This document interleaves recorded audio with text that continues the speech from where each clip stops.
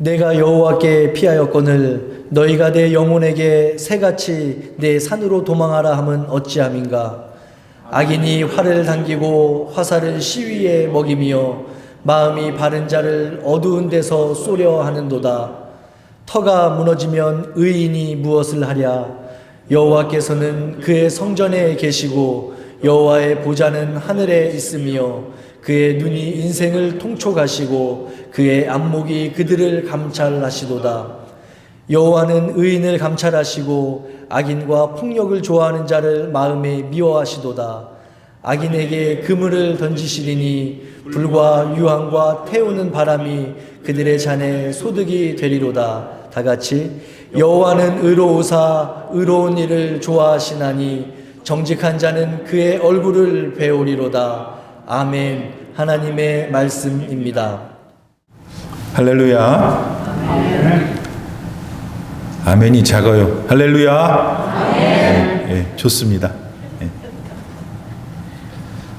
예수님을 참 신실하게 믿고 사는 젊은 아가씨가 있었습니다. 집안이 가난하고 어려워서 전문대만 나온 그녀는 작은 중소기업에서 회계 보는 일을 했습니다. 비록 박봉이었지만 하나님께서 주신 직장으로 믿고서 날마다 최선을 다해 열심히 일했습니다. 그런데 시간이 흐를수록 아가씨의 마음에 생긴 어떤 갈등이 무거운 짐으로 변해 갔습니다. 그거는 그 회사 전무가 회계 장부를 자꾸 조작해서 회사 재산을 빼돌리고 있었기 때문입니다. 때문에 그 회계 일을 보고 있던 그녀로서는 그 전무의 횡령에 직접적으로 동참하고 있는 셈이 된 것이죠. 그래서 직장을 그만둘 마음이 여러 번 들었습니다. 그러나 자기 봉급으로 겨우 살아가는 가족들을 생각할 때 쉽게 그럴 수도 없었죠. 참 진퇴양난입니다. 그러나 그러다가 결국 이 아가씨는 회사를 그만두게 됩니다. 예수님의 영이신 성령이 주시는 선한 양심의 가책이 너무나 괴로워서 그렇게 했습니다. 그때 사람들은 야, 네 잘못도 아닌데 그저 눈 감고 다녀라고 했습니다. 요즘 그렇게 안 사는 사람이 어딨니? 라고 했죠. 우선은 네가 살고 봐야지 라고도 했습니다.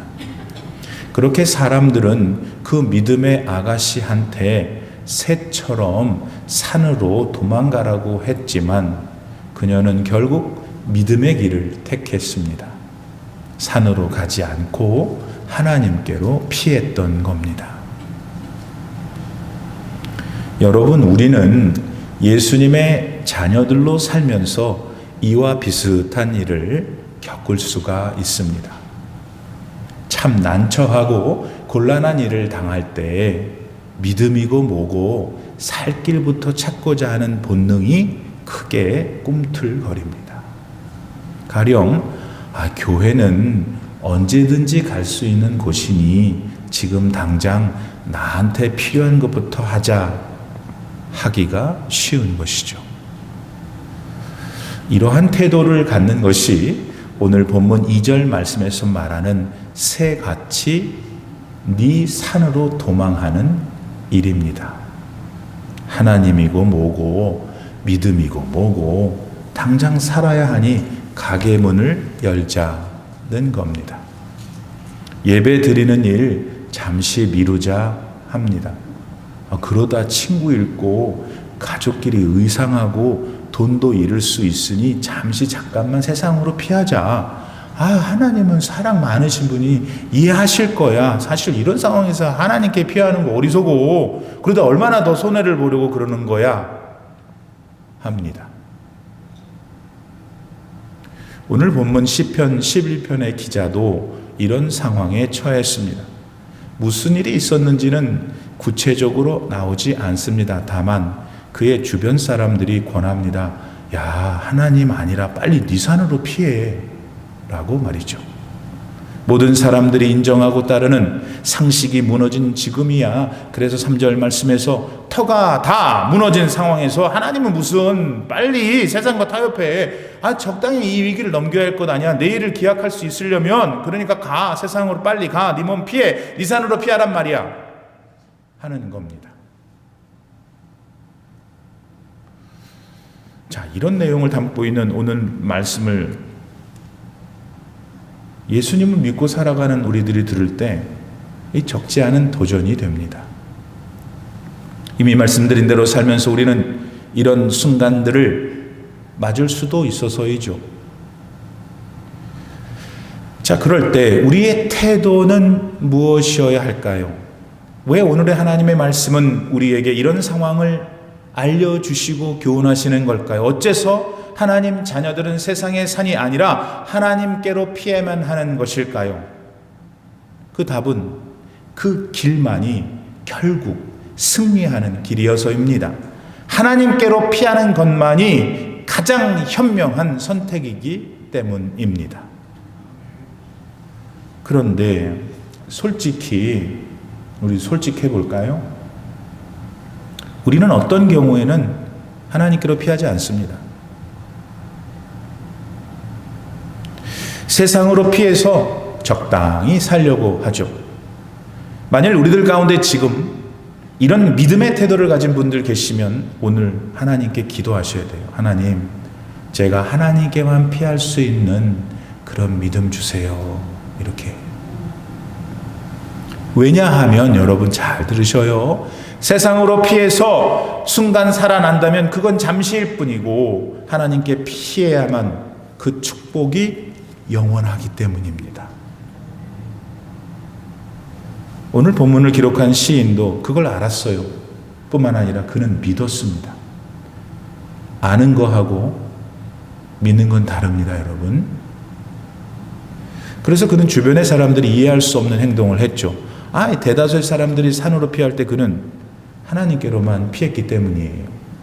예를 들면 이 시인은요, 자기 나라 왕한테 쫓긴 일이 있었어요. 아무런 잘못도 저지르지 않고 그냥 왕께 충성했던 시인이었죠. 아니, 그런 시인한테 상을 내리기는커녕 왕은 지가 본인이 직접 나서가지고 이 시인을 죽이려고 했으니까 여러분 얼마나 억울해요. 시인이 믿었던 하나님께 그 시인이 얼마나 원망을 쏟아 부을 수 있는 상황이었냐 말이에요. 그런데 보세요, 여러분. 요 시인이요, 그 왕을 자기 앞에서 죽일 수 있는 기회가 왔는데 그러지 않고 살려줘요. 그를 따르던 많은 부하들이 그 기회를 보면서 야, 하나님께서 왕에게 주신, 당신에게 주신 절호의 기회입니다, 찬스입니다 라고 말할 때 다들 흥분했을 때 본인은 그러지 않았어요. 왜 그런 줄 아세요, 여러분? 그 사람이 왜 그러지 않은 줄 아세요? 그 이유가 뭐예요? 그 왕을 살아계신 하나님께서 기름 부어 세우셨기 때문에. 그래서 자신은 그를 죽고 살게 할 자격이 없다고 믿었습니다. 그렇게 시인은 매사를 하나님께 의존했죠. 그분의 뜻만을 생각했고 그분을 바라보았습니다. 결국 시인이 죽이지 않은 왕은 하나님이 전쟁터에서 스스로 죽게 하셨습니다. 더 나아가 사람들은 이 시인으로 하여금 스스로 왕이 되라고 소리쳤죠. 그런데 그는 절대로 스스로 왕이 되려는 경거망동을 하지 않았어요. 다시 말해서 새가 산으로 날아가는 행동을 결코 하지 않았단 말이에요. 그랬을 때 하나님께서는 이 시인을 어떻게 했어요? 하나님이 직접 이스라엘의 두 번째 왕으로 세워주시죠. 뿐만 아니라 그렇게 하나님께서 세우신 다윗 왕국은 실제로 영원히 지금까지 존속해 오고 있습니다. 어떻게 해요, 목사님? 그 다윗 죽었잖아요. 예, 다윗은 죽어 그의 육신이 소멸되었죠. 그러나 그의 혈통을 통해서 이 세상에 오신 예수 그리스도는 오늘도 내일도 또한 영원히 하나님이시기 때문입니다. 다윗을 통해 우리 예수님 오셨잖아요. 다윗의 왕국이 그러니까 지금도 존속하는 것이죠. 바로 그런 하나님께만 피하는 믿음 다윗은 가졌습니다. 하나님은 이 믿음을 오늘 저도 여러분도 갖기를 원하세요. 여러분 이 믿음을 소유하고 계세요? 아멘 할 자리는 크게 해야 돼요. 이 믿음을 소유하고 계세요? 아멘. 근데 이런 믿음에 대해서 들을 때 어떤 교우들은 새가 산을 향해 달아난 것과 같이 하나님께 피하지 못했던 지난 일들을 떠올리게 됩니다. 그런 상황이라면 누구라도 하나님이 아니라 세상을 택했을 거라고 스스로 위로했던 일들도 기억합니다. 그리고 본문을 기록한 시인 다윗과 같은 믿음은 그 사람이니까 그러는 거지. 나는 평범한 사람인데 그냥 이렇게 살다 가는 거지. 슬쩍 핑계를 늘어놓을 수도 있습니다. 근데 제가 여기 원고는 안 썼지만은 여러분 하나님은 다윗과 여러분을 똑같이 생각하신다는 것만 아시면 돼요. 네. 다윗은 눈이 3개 달리지 않았어요. 다윗도 저나 여러분이나 똑같은 사람이에요. 그런데 여러분, 아이고 다윗 같은 사람이나 요거 진짜 예수님 만나 진짜 예수님 제자된 사람의 믿음은 절대 그런 자세를 갖지 않아요. 하나님을 믿고 싶어서 예배를 드려도 그 믿음이 주는 놀라운 기쁨, 소망을 누리고 있는 진짜 예수 만난 사람은 그렇게 안 해요. 세상 사람들이 세상 산으로 도망가라고 다그칠 때 하나님께로 피하지 않으면 여러분 그 인생이 결과적으로 실패해요. 따라서 이 문제를 오늘 또다시 그냥 유야무야 대충 넘어가서 안 돼요. 왜? 그렇게 길지 않은 소중한 우리 인생을 대충 살 수는 없으니까. 그러므로 예수님을 통해 받은 이 구속의 은혜로 영원히 행복하게 살기 위해서는 하나님께로만 피하는 믿음을 단단히 묶어 두어야 해요. 제가 이번에 이제 휴가 갈 때 자동차 앞유리 문 오른쪽 와이퍼가 현찮아. 그래서 갈았어요.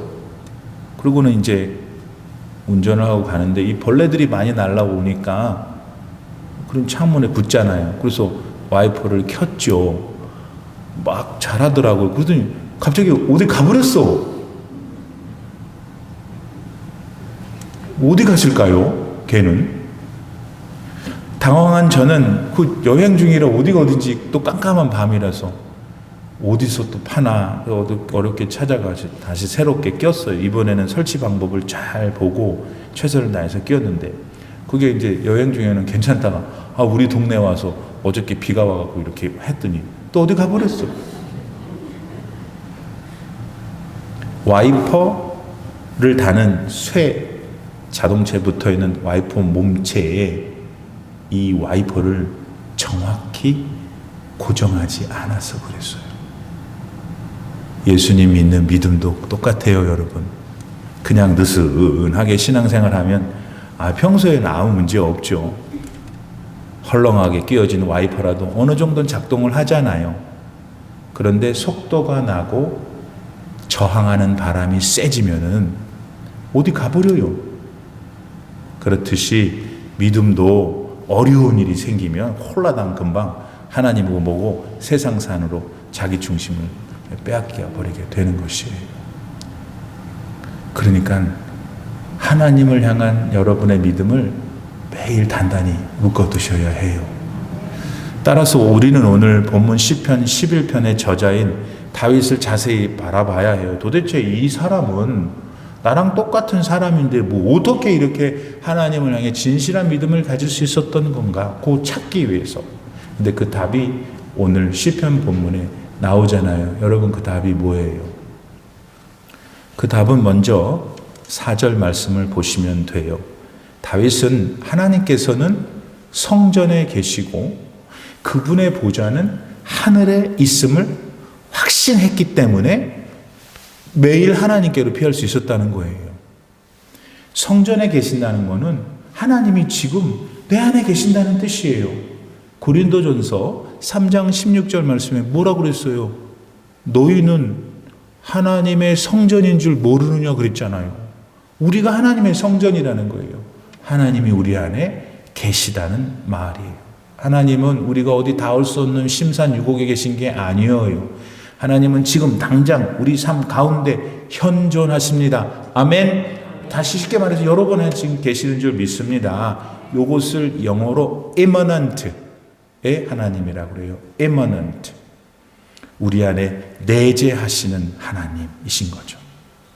자, 하나님은 우리 안에 내재하시면서 우리의 오감각을 통해서도 당신을 나타내세요. 우리의 느낌, 어느 날 어떻게 가려고 하는데 참 내 마음이 그렇지 않은 거예요. 기도하고 있는 중에 그런 마음이 들면 하나님이 간섭하시는 거예요. 예, 그건 미신이 아니에요. 하나님이 인격으로 역사하시는 거예요. 내 마음의 감동, 내 마치 귀에 들려오는 것처럼 내 마음에 어떤 생각들이 자꾸 말씀하시는 것처럼 역사하시는 신비가 우리 안에서 나타나요. 요거 경험해 보신 모든 분들 아멘? 아멘. 이 동네가 좀 모자라. 아멘이. 여러분, 창조주 하나님은 목석이 아니십니다. 사람들이 스스로 자기 힘으로 만들어 놓은 어떤 것도 아니죠. 하나님은 인격을 가지신 영원한 절대 지존이셔요. 그분에는 신 없어요, 여러분. 다 마귀 새끼들이지. 있어봐야 천사들이 타락한 녀석들이에요. 그런 하나님께서 지금 당장 이 시간 이 순간 여러분의 심령 속에 임해 계십니다. 그러니 얼마나 영광이에요. 얼마나 감격스러워요. 요거 믿지 않으면 모를 일이지. 그러니까 아직도 가슴이 그렇게 냉랭한 거예요. 예배당에 앉아 있어도. 그러므로 오늘 이것을 믿고 그 믿음을 누리는 축복을 갖기를 바랍니다. 다시 또 뒤로 도망가지 말고. 다윗은 바로 이 immanent 하나님을 믿고 누렸어요. 그래서 산으로 가지 않았죠. 하나님께로 피했던 거예요. 그러므로 이제 여러분도 이 하나님을 누리셔야 되는 거예요. 하나님을 누리셔야지. 그러므로 하나님을 알지만 또 믿는다고 말하지만 그게 뭔가 부족해. 온전하지 않아서 누리지 못하는 안타까움을 바로 오늘 이 자리에서 해결받으시기를 축복합니다. 다음으로 다윗은 하나님께서는 하늘 보좌에 계신다고 믿었어요. 그러니까 하나님께로 피할 수 있었단 말이에요. 아, 여러분, 하늘을 가릴 수 있는 사람이 어디 있어요? 아무도 없지. 하늘보다 높고 큰 사람도 절대 없어요. 근데 그런 하나님을, 그런 하늘을 우리 하나님이 만드셨단 말이에요.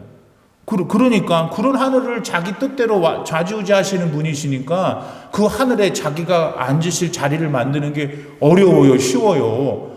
무슨 일도 아니지. 그거는 하늘에 자신의 자리를 만드시고 하늘을 만드시고 하늘을 좌지우지하시는 이 하나님을 가리켜 영어로 transcendent, 초월하신 하나님이시다. 그렇다면 그런 하늘 보좌에서 초월자 하나님은 뭘 하고 계시는가? 다윗은 사람들을 통촉하시고 감찰하신다 그랬어요. 여러분, 하늘 높은 곳에서 낮은 땅을 내려다보는 일이 어려워요, 쉬워요?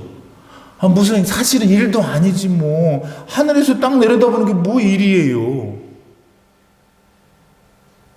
그러면 하늘 보좌에 계시는 하나님 아버지께서 낮고 낮은 이 땅에 살고 있는 저와 여러분을 내려다보시는 게 일이에요? 아니에요? 아니죠. 근데 왜 안 믿어요? 참, 안 믿어. 믿는 여러분 되기를 바랍니다. 그러니까 과연 하나님께서 내 인생, 이 조그만 인생, 올림피아 레이스 이렇게 사는 나의 인생도 알아보실까? 이거는 의심해 볼 가치도 없는 일이에요. 여러분, 하나님은 다윗의 고백처럼 지금 이 순간 저와 여러분을 면밀히 헤아리고 계신다. 요한이가 왜 이렇게 마음이 상했구나. 얘가 왜 이렇게 세상에 대한 욕심이 많지? 왜 이렇게 자기 정욕을 이기질 못하지? 다 아셔요. 아, 얘가 걔한테 그런 말을 들어서 마음이 상했구나. 얘가 왜 그런 말을 해서 다른 사람을 상하게 해서 이 마음에 분노가 넘칠까? 다 아셔요, 하나님이. 4절 말씀에서 감찰하신다는 것은 히브리 원어상으로 보면은 시험하시는 말도 돼요. 하나님은 우리 믿음을 가진 사람들을 감찰하시는 거예요. 얘가 자기 나를 향한 믿음을 가지고 어떻게 하나 요렇게 저렇게 살펴보신단 말이에요. 그러다가 어떤 사람을 보고 아이고 얘는 세상의 산으로 막 달려가는 거예요. 하나님 보셨죠? 판단하셨죠? 섭섭해 하시는 거예요. 안타까워 하시는 거예요. 그런데 반대로 세상의 산으로 가지 않고 세상의 산으로 다들 가는 얘는 나에게로 다가오는 거예요. 하나님께로 피하는 자, 하나님이 그것도 보시죠? 그리고 한 가지 다른 조치를 그 사람에게 취하시는 거예요. 그게 뭐예요? 신비로운 기적을 그 사람한테 베푸는 거예요. 지난 1984년 인도에서 있었던 실화입니다. 그 유명한 카바이드, 우리 한국말로는 카바이드 회사에서 갑자기 가스가 유출되기 시작했어요. 그래서 무려 2,500명이 죽었고 그 동네 15만 명의 사람들이 희생을 당했죠. 그 가스는 그렇게 공포스러웠습니다. 그런데 그 회사가 소재한 도시, 바로 앞 도시가 보팔이라는 도시인데, 이 보팔이라는 도시에는 그냥 몰몬교들하고 무슬림들이 가득해요. 그런데 그들 가운데에 예수님 만나 개종해서 살아가고 있는 참 그리스도인들이 많이 계셨어요. 한 2만 명 정도 있었다고 그래요. 근데 불행하게도 그 앞도시인 회사에서 발생한 가스가 이제 큰 도로 하나만 넘으면 보팔로 넘어오게 된 거예요. 다 확산되면 다 죽게 되는 것이죠. 그런데 바로 그때 그곳에 신비한 일이 일어났습니다. 누가 왜 어떻게 했는지는 아무도 몰라요. 보세요. 카바이드 회사에서 발생한 가스가 이제 보팔로 점점점 오다가 이제 그 도로 하나만 넘으면 보팔인데 그 도로, 큰 도로에서 갑자기 왼쪽으로 방향을 튼 거예요. 할렐루야.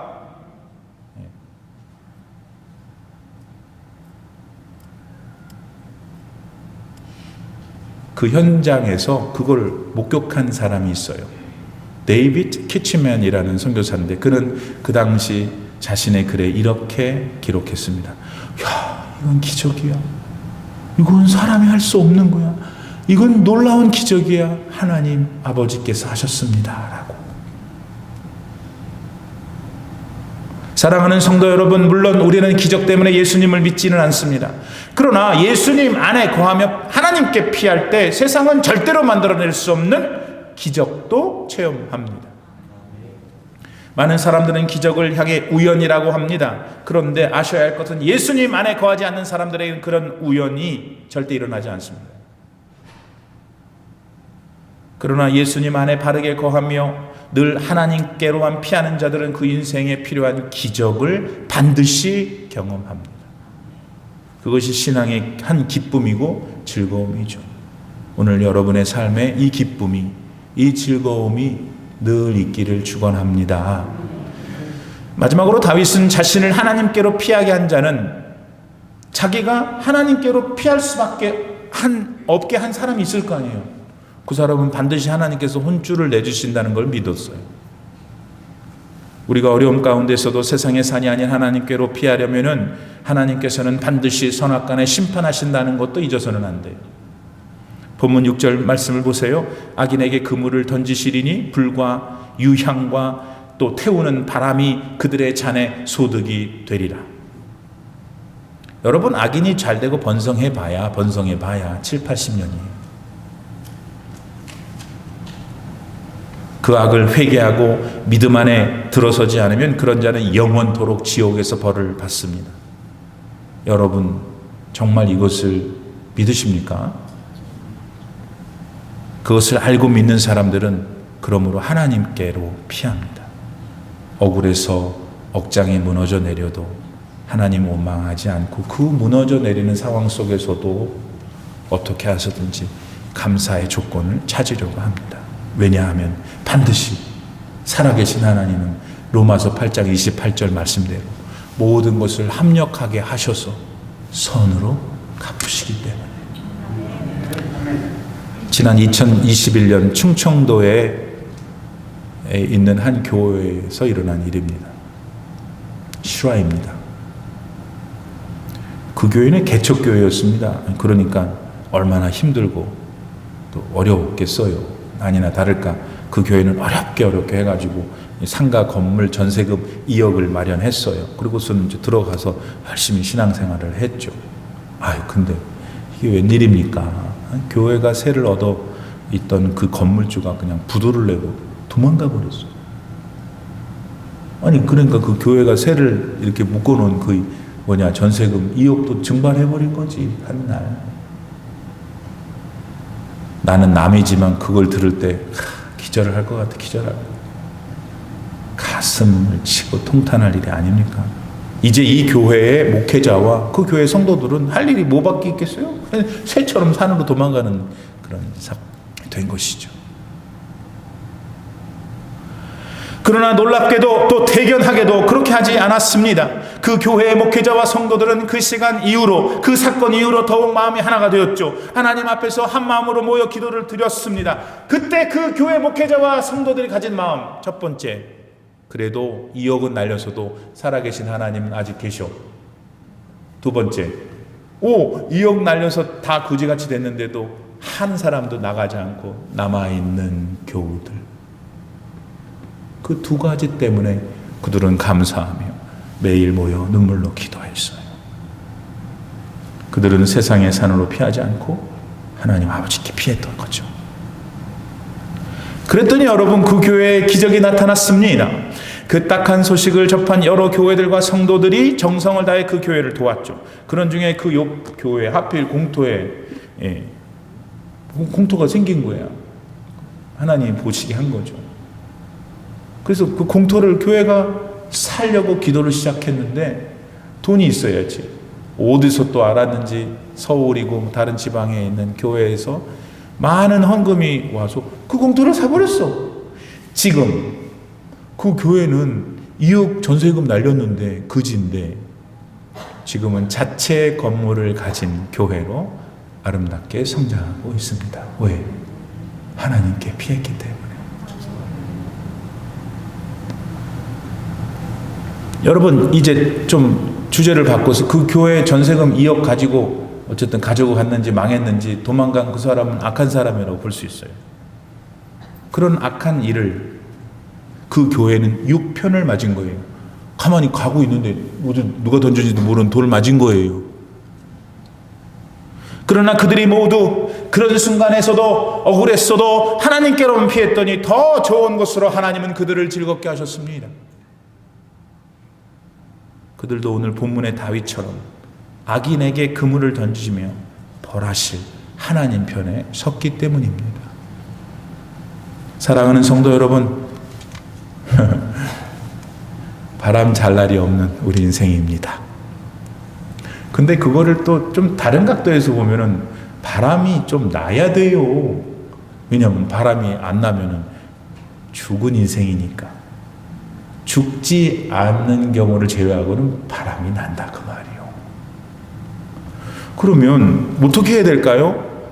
바람이 이는 그 속을 어떻게 해서 내가 잘 헤쳐가며 살 방법을 찾아야 되는 것이 지혜이지 않을까요? 오늘 시인처럼 하나님께만 피하세요.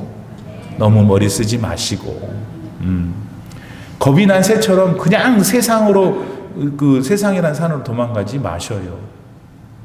아마 저와 여러분이나 우리의 남은 긴 여생 속에 이와 같은 순간들이 올지도 모르겠어요. 그때 우리는 예전처럼 그냥 생각도 없이 믿음도 없이 세상의 산으로 가지 말고 하나님께로 피하는 지혜로운 인생이 되어요.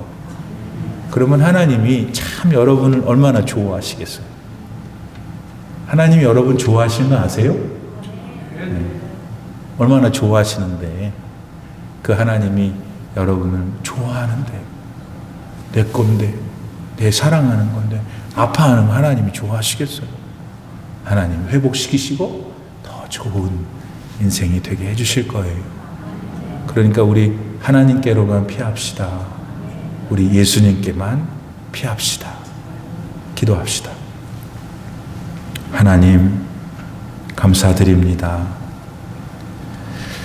시편 11편의 말씀은 뭐 맨날 시편은 다 똑같아요. 오늘도 어제도 맨날 앞으로도 시편의 내용은 똑같습니다. 그런데 왜 하나님은 이 반복되는 말씀 우리에게 주실까요? 우리가 그대로 살지 않으니까, 그 시편 반복되는 말씀을 누리지 못하니까 주십니다. 하나님께로만 피하는 것은 실제 매우 어렵습니다. 저와 우리 성도님들이 그러나 하나님으로부터 내리는 믿음을 옳게 받아 하나님께로만 피하는 지혜를 지금부터 영원히 누리게 하시옵소서. 그것만이 우리가 그토록 목말라 하는 이 땅에서의 행복, 그것을 달성할 수 있는 유일한 길이기 때문입니다. 그런 은혜를 사모하는 모든 아버지의 자녀들에게 그것을 주실 것을 믿사오며 예수님의 이름으로 기도드립니다. 아멘.